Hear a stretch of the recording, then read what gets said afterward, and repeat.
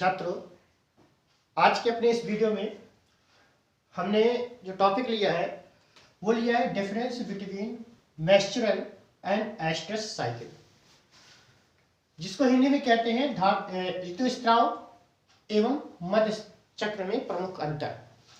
इन दोनों चक्र में अंतर क्या है? सबसे पहले हम ये दोनों चक्र देख लें होता क्या है। अगर हम बात करें ऋतुस्राव चक्र तो ये होता है प्राइमेट जंतुओं की मादाओं में। प्राइमेट जंतु से तात्पर्य है कि आप यहाँ पे मानव तथा बंदर को ले सकते हैं। ठीक है, मानव तथा बंदर की जो मादाएं होती है वो प्राइमेट जंतु होती हैं। ठीक है, ऋतुस्राव चक्र में क्या होता है कि एंडोमीट्रियम की भित्ति, एंडोमीट्रियम जो भित्ति होती है गर्भाशय की सबसे भीतरी भित्ति, ये क्या होती है फटकर रक्तोश्लेष्मा के साथ उत्सर्जित होती है, तो उस क्रिया को कहते हैं ऋतुस्राव चक्र।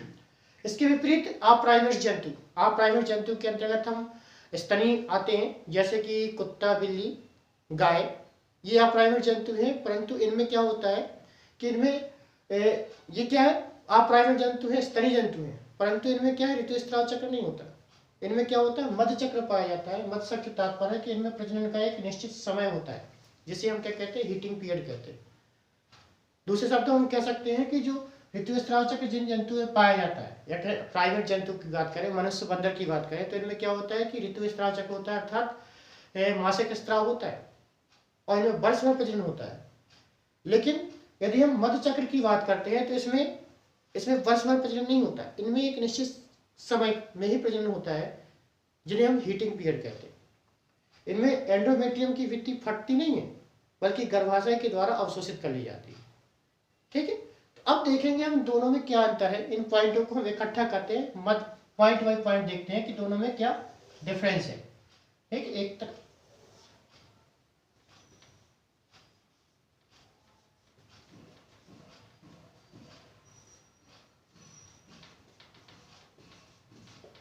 मध्य चक्र। ठीक है, अब सबसे पहले हम बात करते हैं कि जो ऋतुस्राव चक्र होता है ये किसमें होता है। आप कह सकते हो कि ये क्या होता है कि यह केवल मानव एवं प्राइमेट्स मादा जंतुओं में होता है। ठीक है, अब कहा यह केवल मानव एवं प्राइमेट्स मादा जंतु में होता है, तो प्राइमेट्स मादा जंतु के अंतर्गत हम बंदर को रख सकते हैं। क्या रखते हैं? बंदर।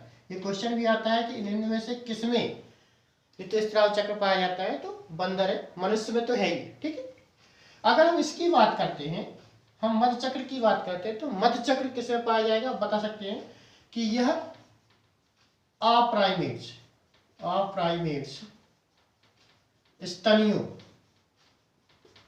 इसमें भी स्तनी जंतु है, ये किसमें पाया जाता है? अप्राइमेट्स स्तनियों में पाया जाता है। जैसे आप कह सकते हैं इसमें गाय, कुत्ता, बिल्ली, ये सब क्या है अप्राइमेट्स जंतु है। इनमें क्या पाया जाता है? मध्य चक्र पाया जाता है। दूसरी स्थिति में हम बता सकते हैं कि ऋतुस्राव चक्र क्या होता है कि इस चक्र में गर्भाशय की जो आंतरिक भित्ति होती है, क्या होती है? गर्भाशय की आंतरिक भित्ति, जिसे हम कहते हैं एंडोमेट्रियम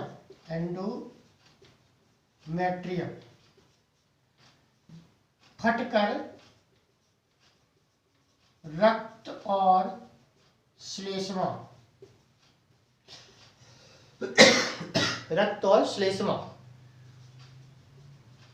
के साथ उत्सर्जित होती है। ठीक है, क्या होता है कि गर्भाशय की आंतरिक भित्ति एंडोमेट्रियम फटकर रक्त और श्लेष्मा से उत्सर्जित की जाती है, तो उसे क्या कहते हैं? ऋतुस्राव चक्र कहते हैं। इसमें क्या होता है कि इसमें जो एंडोमेट्रियम होती है, इसका क्या होता है? गर्भाशय द्वारा अवशोषित हो जाता है। इसमें क्या होता है? इसमें एंडोमेट्रियम का अवशोषण हो जाता है। ठीक है, इसमें उत्सर्जित नहीं होती, अवशोषित कर ली जाती है। तीसरा हम बता सकते हैं डिफरेंस कि इस चक्र के अंत में, इस चक्र के जो अंत में क्या है, तो रक्त का स्त्राव होता है। ये क्या होता है इसमें, इसके अंत में रुधिर का स्त्राव होता है। ठीक है, इसमें रुधिर का स्त्राव नहीं होता।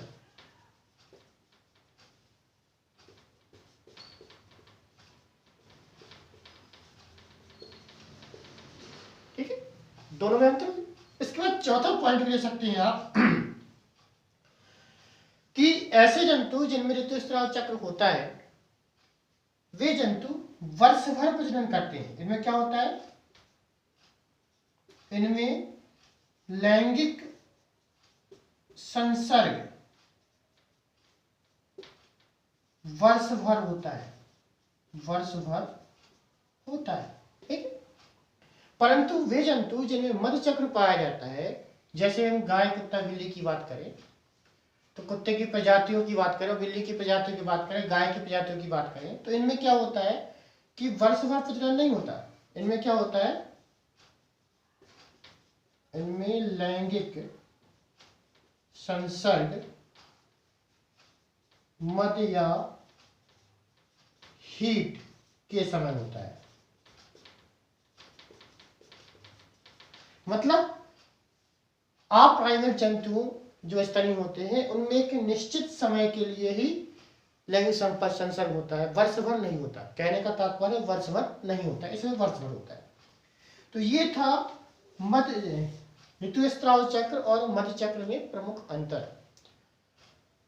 ठीक है, अंतर क्या है कि जो ऋतुस्राव चक्र होता है वो केवल मानव एवं प्राइमेट जंतुओं जैसे बंदर में होता है। अप्राइमेट जंतु जैसे स्तनियों में गाय, कुत्ता, बिल्ली की प्रजातियों में होता है। इसमें क्या होता है, ऋतुस्राव चक्र में गर्भाशय की आंतरिक भित्ति एंडोमेट्रियम फटकर रक्त की श्लेष्मा के साथ उत्सर्जित होती है। इसमें एंडोमेट्रियम उत्सर्जित नहीं होती बल्कि उसका अवशोषण कर लिया जाता है। ऋतुस्राव चक्र के अंत में क्या होता है, रुधिर का स्त्राव होता है, परंतु मध्य चक्र में रुधिर का स्त्राव नहीं होता। ऋतुस्राव चक्र करने वाले जंतुओं में वर्ष भर संसर्ग होता है, जबकि मध्य चक्र करने वाले जंतुओं में एक निश्चित अवधि में संसर्ग होता है।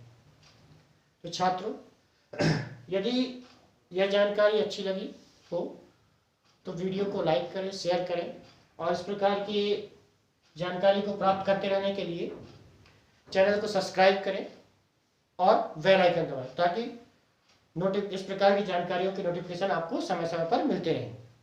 धन्यवाद।